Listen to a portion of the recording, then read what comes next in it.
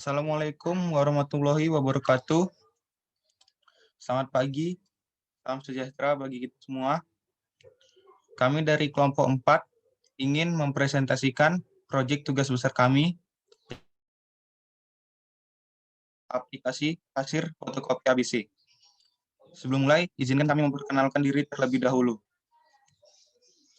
Nama saya Muhammad Fauzan Fadil Kurnia, dengan teman-teman saya. Nama saya Muhammad Ridwan Rizky. Nama saya Stefani Ulibasa Silitonga. Nama saya Asrul Salo Ashifa. Berikut ini deskripsi dari tugas besar yang kami kerjakan. Aplikasi kasir fotokopi ABC ini merupakan program untuk melakukan transaksi penjualan yang dilakukan oleh kasir. Di dalam aplikasi ini, user dapat melihat harga, list barang, beserta barcode secara lengkap. Aplikasi ini merupakan aplikasi sederhana yang dibuat mencakup teori yang diajarkan selama mata kuliah berlangsung. Fitur-fitur aplikasi. Fitur yang pertama akan dijelaskan oleh saya sendiri. Yang pertama, kami memiliki fitur login dan register.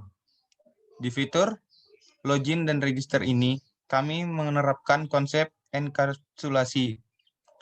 Konsep enkapsulasi tersebut kami gunakan dengan cara memberikan akses modifier private pada atribut-atribut berikut, agar atribut-atribut tersebut bisa terlindungi dari pengisian di kelas lain. Kelas login regis ini, kami juga menggunakan metode login dengan tipe data bool, agar dia mengembalikan nilai berupa true atau false. Di metode login ini, kami juga menerapkan konsep penyimpanan data I/O,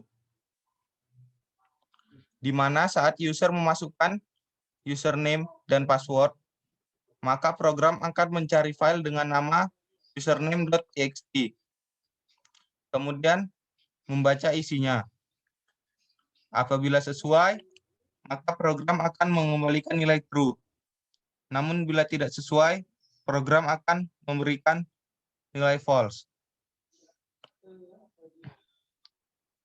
Kemudian di kelas login regis terdapat metode regis dengan tipe data void.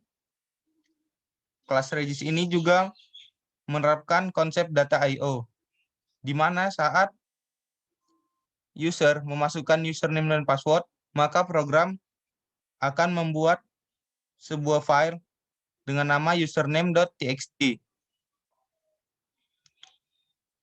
dengan username dan password tersebut sebagai isinya.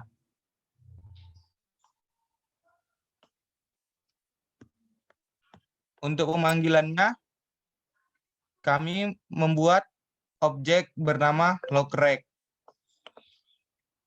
Kemudian kami memberikan pilihan kepada user. Apabila user memilih 1, maka akan terjadi proses login dan user diharuskan untuk memasukkan username dan password sesuai dengan yang sudah ia daftar sebelumnya. Apabila benar, user akan masuk ke dalam aplikasi. Namun bila salah, user akan menerima output sebagai berikut. Jika user memilih pilihan 2, maka user akan masuk ke proses register. Bila proses registernya berjalan dengan baik, maka akan keluar lagi menu untuk memilih antara masuk atau regis. Dan situ user bisa langsung login. Bila user memasukkan angka selain 1 dan 2, maka keluar output sebagai berikut. Sekian penjelasan dari saya. Fitur selanjutnya akan dijelaskan oleh Asruri. Baik, di sini saya akan menjelaskan fitur transaksi yang menggunakan konsep file I/O. file di sini berperan sebagai penyimpanan data eksternal yang bersifat permanen. Operasi terhadap file berkaitan dengan input dan juga output. Di sini kami menggunakan header atau library fstream untuk menjalankan operasi file IO-nya nanti. Saya akan memberikan contoh penggunaannya pada fungsi void checkout.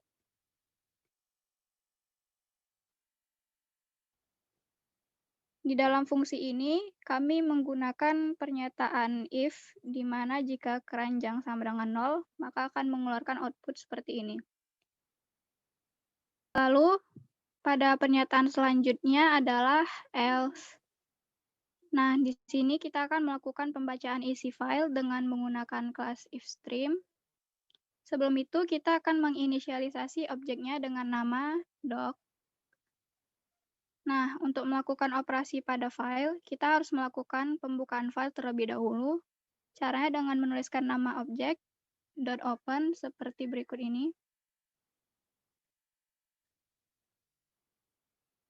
Lalu, di bagian kurung ini adalah nama folder yang berisikan file struct.txt, yang dimana adalah file yang akan kita baca nantinya.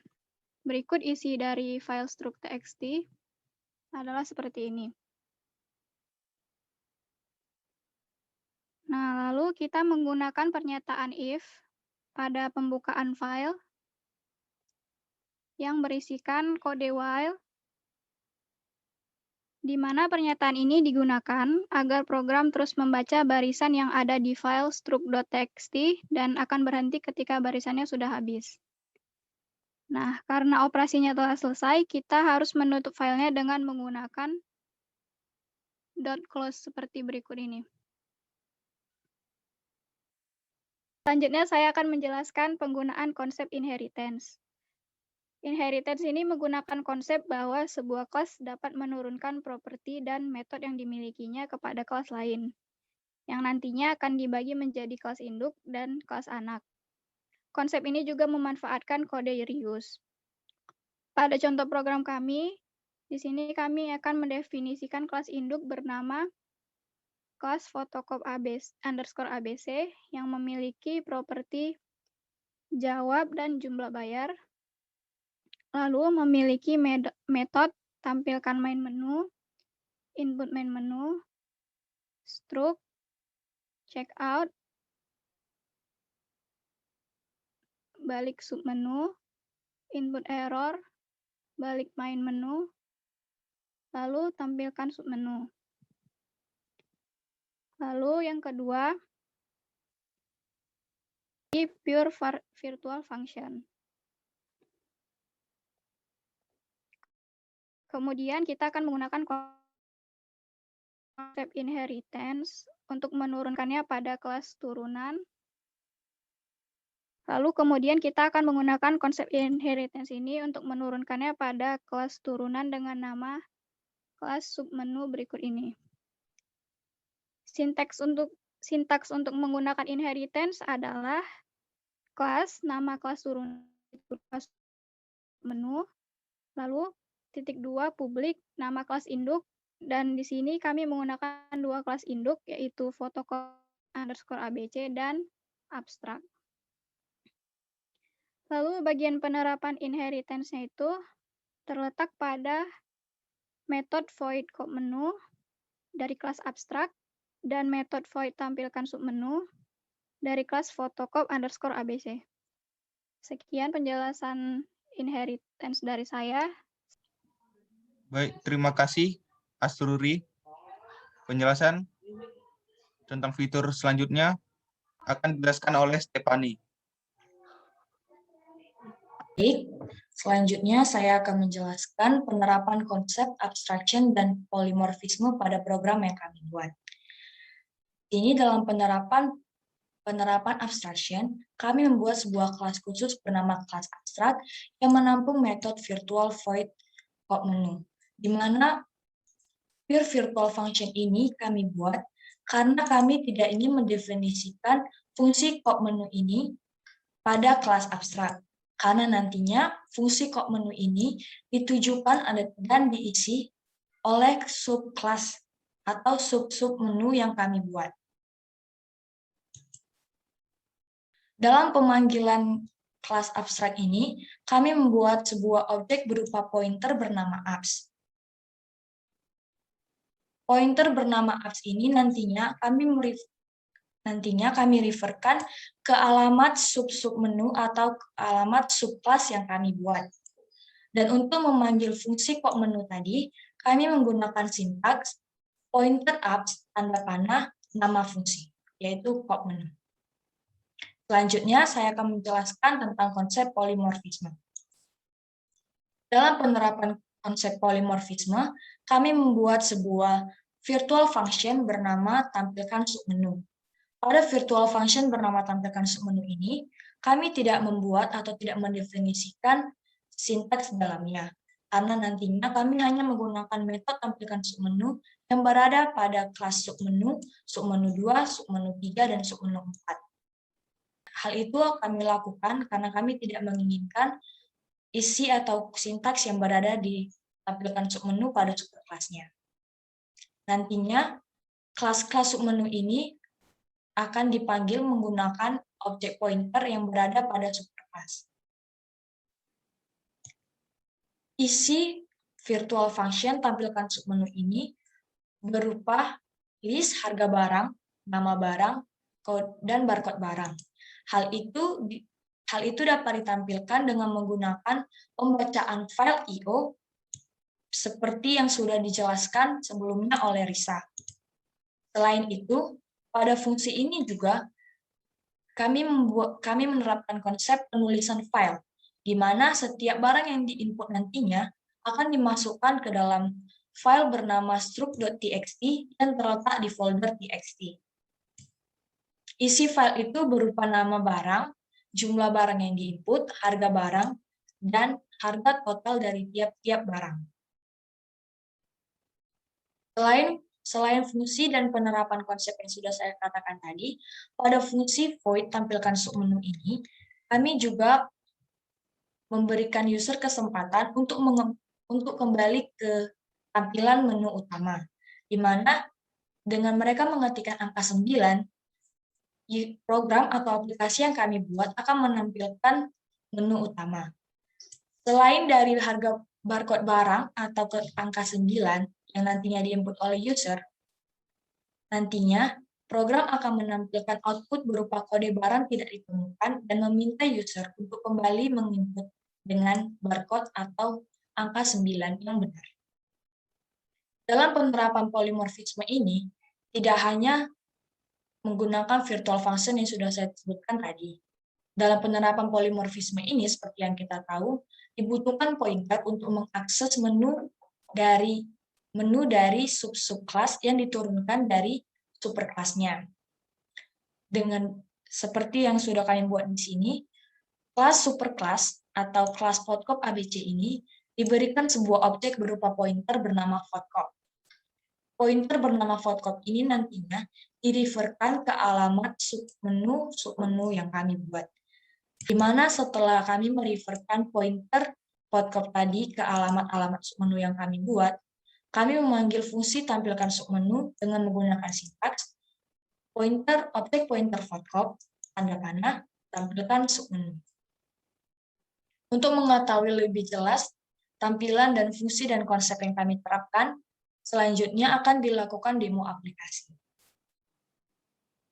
Terima kasih, Stefani. Selanjutnya akan ada demo aplikasi oleh Muhammad Ridwan. Kepada Muhammad Ridwan, dipersilakan.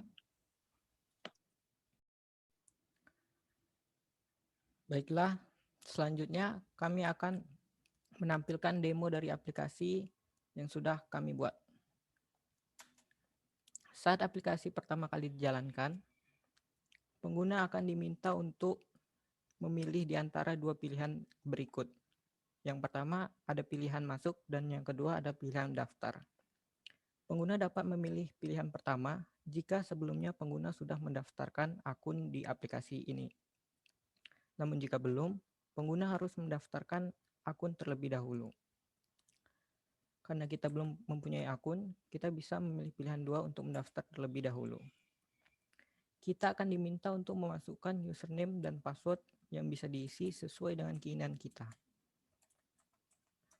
Setelah proses daftar berhasil, pengguna akan diminta kembali untuk memasukkan pilihan. Karena sudah memiliki akun, sekarang kita bisa memilih pilihan pertama, yaitu masuk.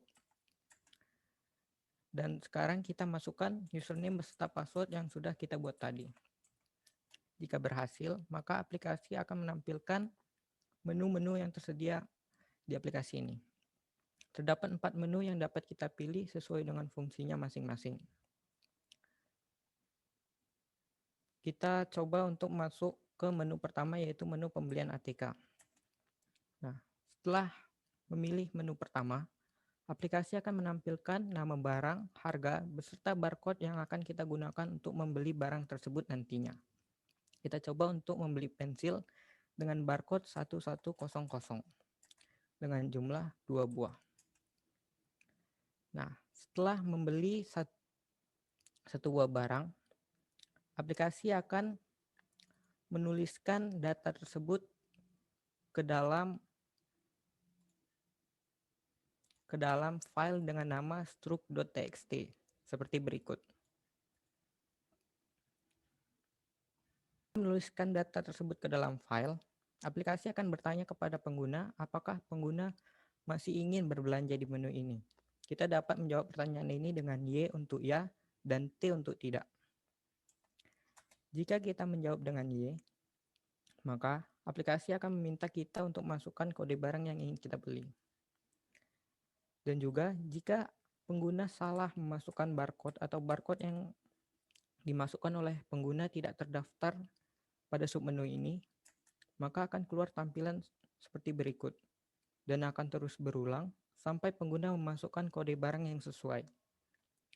Selanjutnya kita akan coba untuk membeli staples dengan barcode 1110 dengan jumlah 2 buah. Dan pertanyaan ini akan terus berulang sampai pengguna menjawab dengan T untuk tidak. Ketika pengguna menjawab dengan T, aplikasi akan kembali bertanya apakah pengguna masih ingin berbelanja di aplikasi ini. Seperti sebelumnya, kita dapat menjawab pertanyaan ini dengan Y untuk ya dan T untuk tidak. Jika kita menjawab dengan Y, maka kita akan kembali diarahkan ke menu utama dengan 4 menu yang dapat dipilih. Dan pada menu ini, jika pengguna salah memasukkan menu atau menu yang dimasukkan tidak terdaftar di aplikasi ini, maka akan keluar tampilan seperti berikut. Dan akan terus berulang sampai pengguna memasukkan menu yang benar. Selanjutnya kita akan coba untuk masuk ke menu kedua, yaitu menu pembelian perlengkapan sekolah dan kerja. Sama seperti submenu sebelumnya, aplikasi akan menampilkan nama barang, harga, beserta barcode yang akan digunakan untuk membeli barang tersebut. Dan juga pengguna dapat kembali ke menu utama dengan mengetikkan karakter 9. Ketika pengguna mengetikkan karakter 9, pengguna akan langsung diarahkan kembali ke menu utama. Ya, untuk selanjutnya kita coba untuk masuk ke menu ketiga, yaitu menu cetak foto. Dan di sini kita akan coba untuk membeli sebuah foto dengan ukuran 3R dengan barcode 1129 dengan jumlah 5 buah. Jika pengguna memang sudah selesai atau tidak ingin berbelanja kembali, pengguna dapat menjawab pertanyaan ini dengan jawaban T dan pertanyaan ini dengan jawaban T juga. Setelahnya, aplikasi akan menampilkan struk barang dari barang-barang yang sudah kita beli tadi, lengkap dengan jumlah totalnya. Dan juga aplikasi akan meminta pengguna menentukan jumlah uang pembayaran. Jika pengguna mencoba untuk masukkan uang pembayaran yang kurang dari jumlah total pembayaran, maka akan keluar tampilan seperti berikut dan akan terus berulang sampai pengguna memasukkan jumlah uang pembayaran yang sama atau lebih dari jumlah total pembayaran.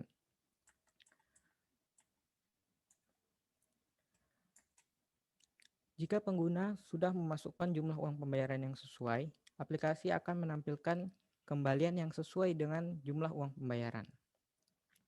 Sekianlah demo aplikasi dari kami. Baik, sekian presentasi dari kelompok kami. Lebih kurangnya kami mohon maaf atas perhatiannya. Kami ucapkan terima kasih. Assalamualaikum warahmatullahi wabarakatuh. Selamat pagi.